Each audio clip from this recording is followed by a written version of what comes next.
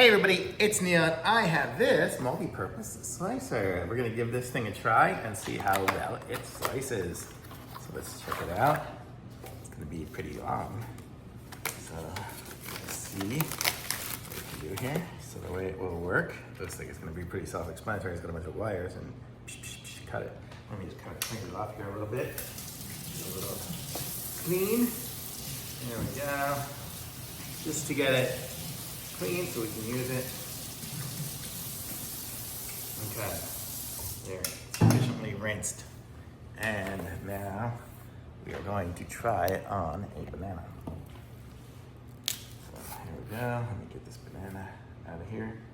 Looks like it's slightly bigger than my banana, so I'll cut off the end here. And here we go. So I put it down. You can see what's going on here, and doesn't get much easier than that. And now look, I got all these slices. Well, I'm gonna say that's a success. Totally cool. Look at that, super easy. Love banana. And stays pretty clean, so I cleaned it off. But I'm gonna say this one's a winner for sure. Thumbs up, super easy.